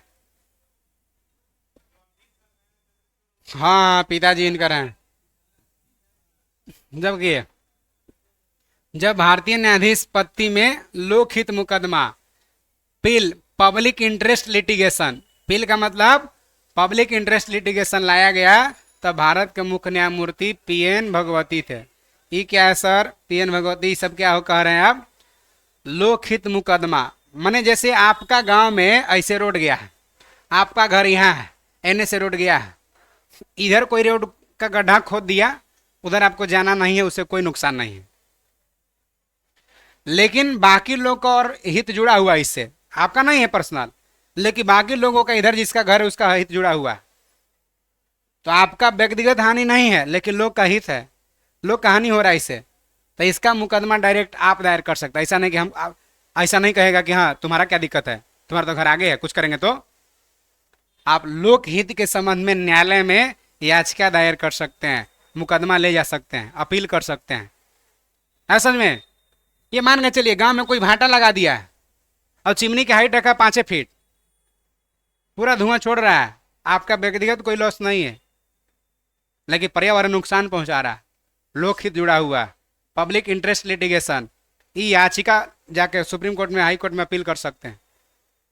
वैसा ही हित को क्या कहते हैं, लोकहित कहते हैं, पब्लिक इंटरेस्ट लिटिगेशन कहते हैं। तो लोकहित मुकदमा जब भारत में पहली बार लाया गया उस समय न्यायमूर्ति कौन थे, पीएन भगवती। स्पष्ट हुआ बात, आगे देख लिए। लोकहित क्या से समझ में आ गया ना।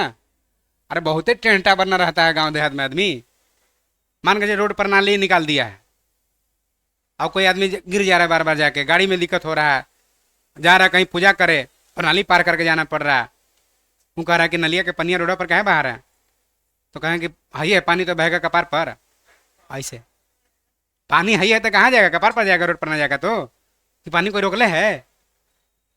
अब आदि मान के चलिए न्यायालय में जा सकता है कि नहीं जा सकता, लोकहित है, खाली उसी का नुकसान नहीं है और लोग के दूसरे को हो सकता है उसका नुकसान नहीं भी हो, 4 व्हीलर से जा रहा है वो, लेकिन पानी देख रहा है तो गाड़ी रुका के वार्निंग दिया, इसको बढ़िया से देखिए ठीक करिए, यानी लोकहित से जुड़ा हुआ न्यायालय में जा सकता है। समझ में।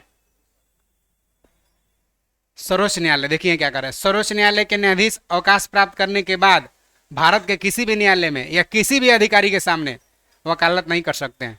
एक बार सुप्रीम कोर्ट में जो रिटायर कर गए, कोई भारत के कोई भी न्यायालय में किसी अधिकारी के सामने वकालत, पहला बात तो कि इंसल्टी उनका जो सुप्रीम कोर्ट के न्यायाधीश रहा है, अब कहीं पैसा के चक्कर में वकालत करेगा तो इंसल्टी ना है जी। अब MBBS डॉक्टर कंप्यूटराइज जाके कहीं करेगा तो ठीक लगेगा, तो वही बात यहाँ हो जा रहा है। अगर लेकिन करना भी चाहे ठीक लगे, मान लगे चाहे ना लगे, लेकिन कर नहीं सकता, ठीक है, तब ना किसी दूसरा हाई कोर्ट में करेगा। हाई कोर्ट में हम लोग चर्चा करेंगे कि हाई कोर्ट का न्यायाधीश है, अगर रिटायर कर गया तो वह हाई कोर्ट में वकालत नहीं करेगा लेकिन दूसरा हाई कोर्ट में वकालत कर सकता है। जैसे पटना हाई कोर्ट का न्यायाधीश रिटायर कर गया तो इलाहाबाद हाई कोर्ट में वकालत कर सकता है, लेकिन पटना में नहीं कर सकता। मुख्य न्यायाधीश राष्ट्रपति को पहले स्वीकृति लेकर दिल्ली के अतिरिक्त अन्य किसी भी न्यायालय, किसी भी स्थान पर सर्वोच्च न्यायालय की बैठक बुला सकता है। दिल्ली के अतिरिक्त कहीं बैठक बुला सकता है सर्वोच्च न्यायालय के मुख्य न्यायाधीश राष्ट्रपति से परामर्श लेकर। अब तक हैदराबाद और श्रीनगर इस प्रकार का बैठक बुलाया जा चुका है। आगे आ जाइए। सर्वोच्च न्यायालय का क्षेत्राधिकार देखिए क्या है। क्षेत्राधिकार माने पावर की बात कर रहा है। सर्वोच्च न्यायालय का क्षेत्राधिकार देखिए क्या, प्रारंभिक क्षेत्राधिकार। प्रारंभिक क्षेत्राधिकार माने समझिए पहले मोटा मोटी, जैसे आप लोग दोनों भाई हैं, बड़ छोट थोड़ा सा है, अब आपसे एगो सीनियर सबसे भाई हैं, बाल बच्चेदार हैं, दोनों मारा पेटी कर लिए, छोटकन भैवन, तो पहले पहले बड़का भैया के पास जाइएगा, डायरेक्ट मैटर परिवार के मुखिया पापा के पास चल जाएगा, भैया के पास नहीं पड़ जाए, तो सबसे पहले जाइएगा भैया के पास, इसका मैं दोनों भाईवन, तो भैया के प्रारंभिक क्षेत्राधिकार किसका हुआ, भैया के, यानी दोनों भाई के झगड़ा में प्रारंभिक क्षेत्राधिकार किनका हुआ, भैया के। है समझे। यानी प्रारंभिक में जहाँ जाएंगे, जैसे आपको मान के चलिए घरे से बाइक खरीदवाना है तो पहले मम्मी के कहिएगा, पहले पापा के, मम्मी के, तो प्रारंभिक क्षेत्राधिकार बाइक खरीदवा पर केकर हुआ, मम्मी के। तो पहले पहले जहाँ जाएगा मुकदमा उसका प्रारंभिक क्षेत्राधिकार। जैसे यूपी बिहार झगड़ा कर लिया तो सबसे पहले सुप्रीम कोर्ट में जाएंगे कि हाई कोर्ट में, पटना हाई कोर्ट में जाएंगे तो मुंह देखली ना कर देगा जी, कहे कि बिहार वाला अच्छा है यूपी वाला खराब है। इलाहाबाद जाएंगे तो इलाहाबाद कर सकता है कि यूपी वाला अच्छा है पटना वाला खराब है। इसीलिए दो या दो से अधिक राज्य के उत्पन्न विवाद जो होता है, प्रारंभिक क्षेत्राधिकार किसका है, सुप्रीम कोर्ट का। आगे समझे। यानी पहले पहले कहाँ जाना होगा, तो प्रारंभिक क्षेत्राधिकार सुप्रीम कोर्ट का है। आए समझे ना, यहाँ आ गया। अच्छा, आपको जातीय स्थानीय आवासीय बनवाना है, इनकम सर्टिफिकेट वगैरह बनवाना है, तो पहले वार्ड से सिग्नेचर कराइएगा, पहले मुखिया से, वार्ड से। तो प्रारंभिक क्षेत्राधिकार किसका हुआ? वार्ड के, यानी पहले पहले जहां हुआ है प्रारंभिक क्षेत्राधिकार। आ गया ना समझ में? एकदम आ गया, एकदम आ गया। यह निम्न मामला में प्राप्त है: भारत संघ तथा एक या एक से अधिक राज्य के मध्य उत्पन्न विवाद, भारत संघ चाहे एक से एक राज्य के ज्यादा उत्पन्न विवाद। प्रारंभिक क्षेत्राधिकार किसका है? सुप्रीम कोर्ट का। क्लियर हुआ? भारत संघ चाहे कोई एक ही राज्य या अनेके राज्य, खाली संघ संघ के चाहे अनेक राज्य के, एक से अधिक राज्य के बीच विवाद है, किसका प्रारंभिक क्षेत्राधिकार है? सुप्रीम कोर्ट का।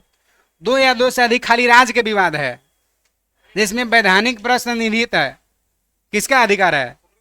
माना दो या दो से अधिक राज्य के उत्पन्न विवाद है तो भी निपटारा प्रारंभिक क्षेत्राधिकार किसका है? सुप्रीम कोर्ट का। वैधानिक प्रश्न हो चाहे ना हो, दो या दो से अधिक राज्य का है तो क्या है? सुप्रीम कोर्ट का। आ समझ में? कहीं वैधानिक प्रश्न नहीं था मैंने सर, जैसे बिहार में शराबबंदी है, यूपी में शराबबंदी नहीं है, यूपी का कोई आदमी शराब पी के बिहार में एंट्री मार दिया, बिहार पुलिस मुंह सूंघ के पकड़ लिया, कह रहे इधर आओ इधर आओ। तू कहे कि हमारे यहाँ तो शराब पीना अलाउ, हम पी के आए, हम यहाँ थोड़े पिए। आई कह रहा है कि हमारे यहाँ पीना भी वर्जित है, बेचना भी वर्जित है, पी क्या है, हम यहाँ पिया, इसका मतलब मुहवास कर रहा है। मैटर चल गया, कहाँ किसके पास जाएगा? अपना विधि वो भी सही है, अपना स्थान पर यूपी में शराबबंदी नहीं है, अपना स्थान पर यो है। दोनों का वैधानिक प्रश्न हो गया, निपटारा कौन करेगा? जैसे मान के चले बिहार में कानून बनल है, हम दो हमारे दो, अब बंगाल में कानून बनल है, हम दो हमारे चार। सपोज करिए बिहार वाला हम दो हमारे दो सही है अपना जगह पर, हम दो हमारे चार सही है, और दोनों के बीच विवाद हो गया। पति पे को बंगाल के पत्नी हो गया बिहार, कैसे करके पति बिहार के पत्नी बंगाल कैसे हो गया? हम दो हमारे चार कोई सोच रहा, हम दो हमारे दो सोच रहा, विवाद हो गया। कौन निपटारा करेगा? तो विधि का भी प्रश्न होगा ना, कानून का भी अगर, तब वो निपटारे कौन करेगा? Supreme court. प्रारंभिक क्षेत्राधिकार के अंतर्गत सर्वोच्च न्यायालय उसी विवाद को निर्णय के लिए स्वीकार करेगा जिसमें किसी तथ्य या विधि का प्रश्न शामिल हो। क्लियर हुआ? अपीलीय क्षेत्राधिकार, देश का सबसे बड़ा अपीलीय न्यायालय कौन है? आप जहां अपील करेंगे सबसे बड़ा कौन अपील कहां कर सकते हैं? सुप्रीम कोर्ट में। सिविल कोर्ट में अपील कर सकते हैं, हाई कोर्ट में कर सकते हैं, जिला सब में कर सकते हैं, लेकिन सबसे सर्वोच्च कहाँ है? तो अपील का सबसे बड़ा सबसे ऊंचा न्यायालय सर्वोच्च न्यायालय है। इसी भारत के सभी उच्च न्यायालय के निर्णय के विरुद्ध हाई कोर्ट अगर फांसी सुना दिया, ओकर विरुद्ध में भी अपील सुनने का अधिकार है। हाई कोर्ट फांसी सुना दिया तब वो मुकदमा आप सुप्रीम कोर्ट में जा सकता है। समझ में? सब उच्च न्यायालय के विरुद्ध भी सुनवाई अपील सुनने का अधिकार है। अगर हो सकता है फांसी हो गया तो यो फांसी के बताए, हो सकता है माफ भी हो जाए, ना समझ आया? लेकिन सब न्यायालय के विरुद्ध भी अपील सुनने का अधिकार है। ऐसा नहीं कि हाई कोर्ट का दिया फांसी तो फांसी हो जाएगा, उसका निर्णय के विरुद्ध अपील हो सकता है सुप्रीम कोर्ट में। इसके अंतर्गत 3 प्रकार के न्याय आते हैं। पहला संवैधानिक, कोई संविधान के प्रश्न हो, दूसरा दीवानी पैसा कौड़ी के, और तीसरा फौजदारी मारपीट। किसी भी प्रकार के मुकदमा का उच्च न्यायालय के अगेंस्ट में भी सर्वोच्च न्यायालय में अपील हो सकता है, चाहे संवैधानिक हो, चाहे दीवानी पैसा कौड़ी हो, चाहे फौजदारी मारपीट हो। आइए परामर्शदाता क्षेत्राधिकार। राष्ट्रपति को अधिकार है कि सर्वोच्च न्यायालय सार्वजनिक महत्व के विवाद पर सर्वोच्च न्यायालय से परामर्श ले सकता, मांग सकता। कौन अनुच्छेद पढ़े थे ना? न्यायालय के परामर्श को स्वीकार करना या स्वीकार करना राष्ट्रपति के विवेक पर निर्भर करता है। जो सर्वोच्च न्यायालय परामर्श दिया वो मानना राष्ट्रपति के लिए बाध्यकारी नहीं है। आगे ये पुनर्विचार संबंधित क्षेत्राधिकार। सर्वोच्च न्यायालय के पुनर्विचार संबंधित क्षेत्राधिकार कैसे देखिए? संविधान के अनुच्छेद 137 कहता है सर्वोच्च न्यायालय को यह अधिकार प्राप्त है कि वह स्वयं द्वारा दिए गए आदेश पर निर्णय पर पुनर्विचार कर सकता है, यदि उचित समझे तो आवश्यक परिवर्तन भी कर सकता है। जैसे सुप्रीम कोर्ट स्वयं डिसीजन दे दिया कि फांसी की सजा होगा इसको 15 अक्टूबर के, सजा दे दिया, लेकिन इन 10 दिन में कुछ ऐसा सबूत पुख्ता हाथ लग गया जो स्पष्ट हो गया कि जो इसको फांसी सुनाए थे सजा, वो व्यक्ति तो गुनाहगार है ये नहीं। तो एक बार दे दिया डिसीजन, तो दे दिया गया डिसीजन में पुनर्विचार हो सकता, परिवर्तन हो सकता, वही है पुनर्विचार संबंधित क्षेत्राधिकार। कौन अनुच्छेद? 137। क्लियर हुआ पॉइंट? परिवर्तन भी हो सकता है। अभिलेख न्यायालय, संविधान का अनुच्छेद 129 सर्वोच्च न्यायालय को अभिलेख न्यायालय का स्थान प्रदान करता है। सर्वोच्च न्यायालय एक अभिलेख न्यायालय होगा कौन अनुच्छेद में? सर्वोच्च न्यायालय का अभिलेख न्यायालय कौन अनुच्छेद? 129। ये क्या है सर अभिलेख न्यायालय? जैसे सुप्रीम कोर्ट में कुछ भी डिसीजन होता है, जैसे मान के चलिए कोई सैमसंग का मोबाइल चुरा लिया, 15,000 का मोबाइल चुराया और मैटर चल गया सुप्रीम कोर्ट तक, मान के चलिए अगर चल गया, कहा से सैमसंग का शुरुआत था मोबाइल चुरा, वैसे किसी का सिर फोड़ के मार पीट के 2-3 को मर्डर वर्डर हो गया, मैटर पहुंच गया सुप्रीम कोर्ट तक। अच्छा सैमसंग मोबाइल छोड़ दीजिए, मान के कोई व्यक्ति किसी का मर्डर किया है और मैटर चला गया सुप्रीम कोर्ट, तो सुप्रीम कोर्ट फांसी की सजा सुना दिया कि मर्डर करने वाला व्यक्ति उसको बेरहमी से कत्ल किया, लगातार 5 की हत्या कर दिया, तो संज्ञान सारा सबूतों गवाहों को मद्देनजर रखते हुए अदालत इस नतीजा पर पहुंची है कि व्यक्ति को धारा दफा 302 के तहत सजाए मौत। बताएंगे, आ रहे हैं, पहले चर्चा करते दीजिए। सजा मौत सुना दिया, मौत का सजा सुना दिया तो ये रिकॉर्डेड बन गया कि 5 को आदमी के मर्डर किया था और सबूत ऐसा ऐसा पुख्ता मिला, सजा मौत सुप्रीम कोर्ट सुना दिया, ये लिखित बन गया। कल के डेट में 1 साल बाद ऐसा ही घटना घटता है तो रिकॉर्डेड है, उस आधार पर सजा सुनाया जा सकता है। ये मोटा मोटा ये वाला जो अधिनियम लिखल है, ये वाला मोटा मोटा किताब बन जाता है। आज सजा हुआ, रिकॉर्डेड हो गया, लिखित हो गया, वही वकील पढ़ते रहता है सब मोटका किताब। वह सामने जज साहब के सामने कहता है, माननीय महोदय 15 अक्टूबर 2024 को 5 व्यक्तियों का मर्डर किया था, इसको फांसी की सजा मिला था, दफा इतना के तहत फलाना मुकदमा नंबर था, और सेम वही परिस्थिति आज जो कटघरे में खड़ा मुंजरिम है वही सेम है, इसलिए मैं अदालत से दरख्वास्त करूंगा इसको भी कड़ी से कड़ी फांसी की सजा सुनाई जाए। पेश किया ना, एग्जाम्पल के तौर पर पेश किया ना, तो न्यायालय देगा अरे हाँ ये तो हुआ है उस दिन, तो उस आधार पर सजा हो सकता है, इसीलिए रिकॉर्डेड हो जाता है ताकि आगे भविष्य में एग्जाम्पल के तौर पर, नजीर के तौर पर इसको पेश किया जा सके। है समझ में? चलिए आगे। इसका आशय क्यों रिकॉर्डेड होता है कि न्यायालय के सभी निर्णय को रिकॉर्ड या अभिलेख में सुरक्षित रखा जाता है। इन विषयों के भविष्य में देश के किसी भी न्यायालय में, सुप्रीम कोर्ट मान कैसे घटना घटा तो रिकॉर्डेड बन गया, हाई कोर्ट में पेश कर दिया वकील, नजीर के तौर पर, एग्जाम्पल के तौर पर पेश किया जा सकता है। समझ में? जो जितना ज्यादा पढ़ता है, जितना ज्यादा घटना घट रहा सब पढ़ता है, वो समझिए वकील केस जीतता है, और जितना नहीं, जो बुड़बक टाइप का रहता है, नहीं जीतता, वो सीधे नहीं कर पाता कि कहाँ कहाँ कब घटना घटा था, क्या हुआ था, वो सब पढ़ते रहता है। आगे देखिए, सुप्रीम कोर्ट मौलिक अधिकार का रक्षक है। कैसे मौलिक अधिकार का रक्षक होता है सुप्रीम कोर्ट? भारत का सर्वोच्च न्यायालय नागरिकों के मौलिक अधिकार का रक्षक है। कौन अनुच्छेद के तहत? अनुच्छेद 32। सर्वोच्च न्यायालय को विशेष रूप से उत्तरदायी ठहराता है, यानी मौलिक अधिकार का रक्षा करने के लिए सर्वोच्च न्यायालय को अधिकृत देता है। कौन अनुच्छेद? 32। वो मौलिक अधिकार की रक्षा लागू कराने के लिए आवश्यक कार्रवाई कर सकता है। कौन अनुच्छेद के तहत? न्यायालय मौलिक अधिकार की रक्षा के लिए बंदी प्रत्यक्षीकरण, परमादेश, प्रतिषेध लेख, अधिकार परीक्षा, उत्प्रेषण 5 प्रकार का रिट जारी कर सकता है। ये 5 प्रकार का रिट हम पढ़ा चुके हैं, आगे application study point Patna install करके आप देख सकते हैं। सर्वोच्च न्यायालय में संविधान के निर्वचन, अगर संविधान में मानकर चलो कोई परिवर्तन करना है, मामला में सुनवाई करने के लिए न्यायाधीशों की संख्या कम से कम कितना होना चाहिए? 5, तब जाके 3-2 के अनुपात में डिसीजन हो सकता है। ना तो कुछ परिवर्तन करना, अगर 5 गो न्यायाधीश नहीं है तो कोई परिवर्तन नहीं हो सकता है।